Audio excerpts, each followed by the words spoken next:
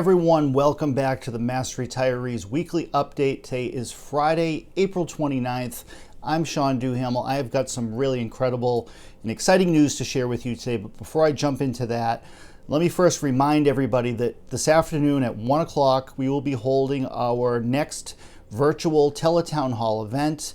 There are two ways for you to participate. One is by receiving the automated call from me at 1 o'clock today. The second way is by dialing the toll-free number that's included in every edition of The Voice on page 3. And if you've renewed your Mass Retirees membership for 2022, the toll-free number for our Teletown Hall events is printed on your membership card. So those are the two ways for you to participate.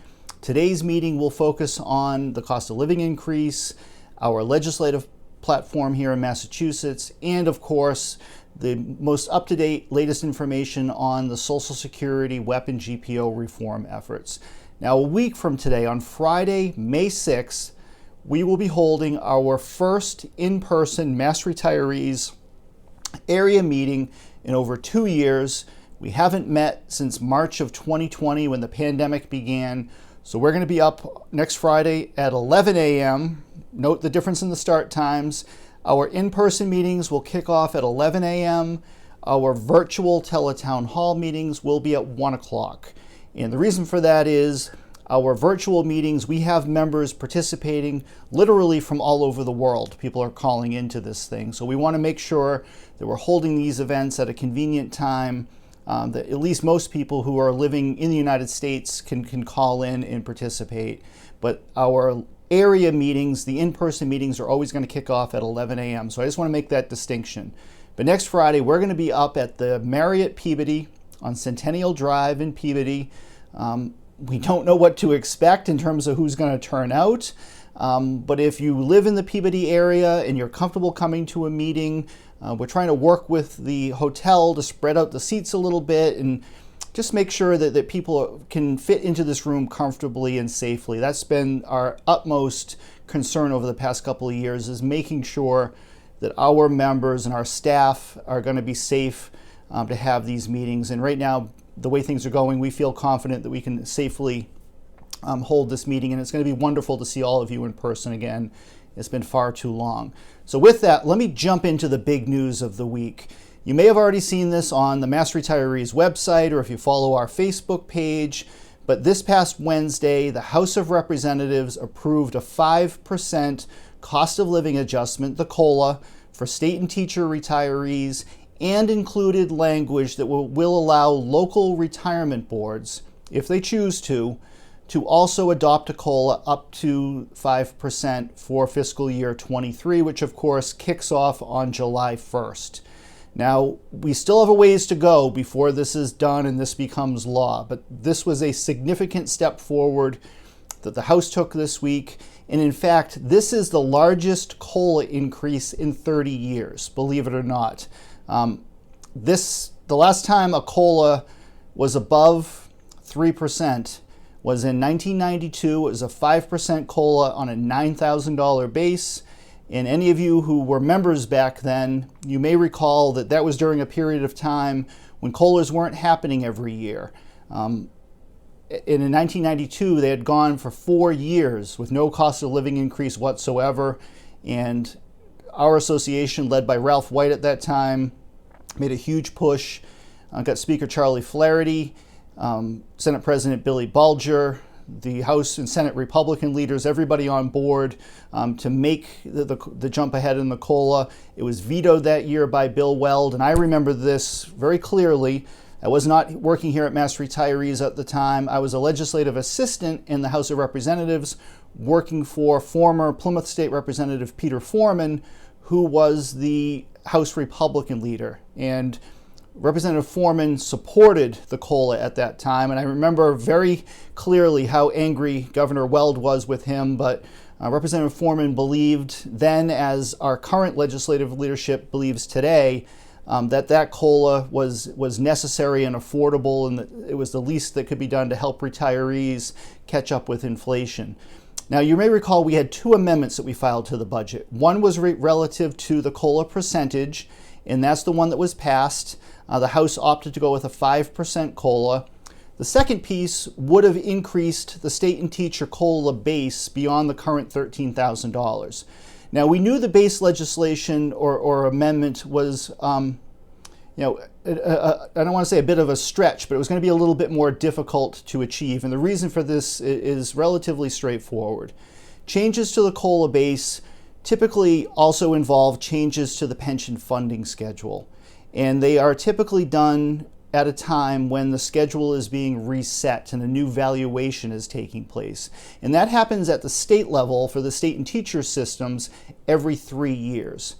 FY23 is the third year of the current schedule. It will reset for FY24. So our activity to increase the base, and we're still very hopeful that perhaps we can get this done sooner rather than later, we know that it's a little bit more involved. It's more expensive. Again, it requires changes to the schedule, and it might be something that needs to wait until the schedule is revalued and reset for the coming fiscal year. So the House of Representatives made the decision to focus right now on increasing the percentage. And the reason for that is very straightforward. They want to do whatever they can to try to get more money into retirees' pockets sooner rather than later. And that's been our focus as well. By approving a higher percentage COLA for FY23, the likelihood is that that money can begin to be paid in July. And that may or may not be the case in terms of any kind of a base increase. So that is going to remain very much a work in progress. By no means are we giving up on that, or do we view this as a setback. These issues are complicated, these benefits are expensive, and everything has to fit together within the confines of the pension funding schedule. And we have been talking about this now for the better part of a year. We believe that the tremendous success in recent years at the state and local levels of government when it comes to our pension fund investments and returns and asset gains, there's a lot to be proud of there. And we believe that that success should be shared in part with the retirees through increased COLA benefits. And that's what we're going to continue to work on. But unlike Social Security and unlike the way things work at the federal level, here in Massachusetts, the budgets need to be balanced, the pension system has to be funded, money has to be invested. It is not what they call a pay-as-you-go system like Social Security works. So there's a clear distinction there just in terms of the financial operation of the pension system versus Social Security. Now at the local level, as I mentioned before, the legislation passed by the House, which is now going to go to the Senate, that legislation includes a provision to allow local retirement boards, by a vote of the board, to increase the COLA above the standard 3% up to 5%. The board will have the choice whether they want to go all the way to 5 or somewhere in between 3 and 5. Now, it's our hope that the majority of boards out there, if not all of the boards, will see fit to go all the way to 5%. The success that the state has seen in terms of pension growth with assets and investment returns is pretty much replicated at the local level. There's a lot for our local retirement systems and our local retirement board members to be very proud of here. And again, it is not too much to ask that some of that success be shared with your local retirees. And I know that we have a number of local retirement boards across the state who have been calling myself and Frank Valeri and Bill Reary and the rest of our staff, talking about this issue, wondering, if they're going to have the opportunity to help out their local retirees. So we're excited that once they have the ability to do this throughout FY23, July 1st is not the deadline. Boards can opt to do this later in the fiscal year. So this time is on our side to get this done. But we're very optimistic that we're going to be successful across most retirement systems across the state. At the same time, we are receiving new reports every single day of local retirement boards who are in the process of reevaluating and readjusting their local pension funding schedules, that they are also including steps to increase the COLA base as part of that process.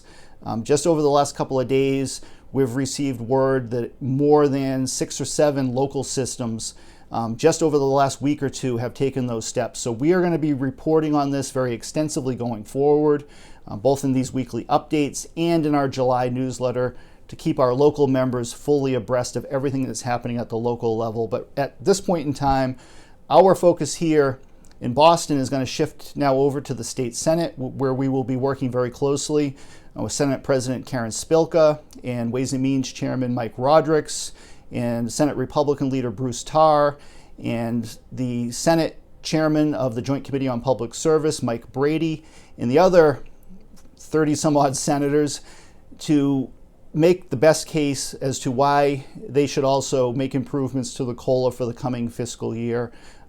We don't know exactly how all that's going to play out right now, the specifics of it, because this is very new. The House just took action on Wednesday, but over the next couple of weeks, we'll be sitting down with Senate leadership from both sides of the aisle and getting this done. But before I close out, let me offer just two words of thanks. One to State Representative Ken Gordon and State Representative Mark Cusack, who carried these issues for us in the House of Representatives. I also want to thank the 100 or so state reps who signed on to both of our amendments. We had people from across the aisle, from every end of the ideological political spectrum, step forward and take a stand on behalf of retirees, saying this is something that's important, we believe it's necessary, so thank you so much. I also want to thank the leadership of the House on both the Republican and Democratic side. If it weren't for Speaker Ron Mariano, House Ways and Means Chairman Aaron Mikowitz, and the rest of the House leadership, along with House Republican leader Brad Jones, this would not have happened. Things don't pass through the legislature without the support of the legislative leadership. It's just the way it works. So thank you so much to all of you for supporting our members and helping this along the way. Finally, I want to thank our staff here at Mass Retirees. It goes without saying that we have a tremendous staff here who work their hearts out every single day on your behalf. But we have a legislative team led by Tom Bonarigo and Nancy McGovern, who are really second to none. They are two of the most experienced, best respected, most thought after people on Beacon Hill. They have years and years of experience, and their knowledge of navigating the legislative process is really invaluable to us as an organization and as to you. And I want to give credit where it's due. If it weren't for their efforts over the past year of laying the groundwork and helping to explain why this is necessary and explain how we're going to pay for it, we wouldn't be in the position that we're in today to be able to have this landmark success on the horizon. So thank you, guys, for the work you do. Thank you for being a member of our association. We will keep you fully abreast of everything that will be developing over the coming weeks. Watch for these updates every Friday. Watch our website, massretirees.com. And if you're on Facebook, please follow our Facebook page, which is also Mass Retirees. Again, thank you, be well, and we'll talk to you again in May.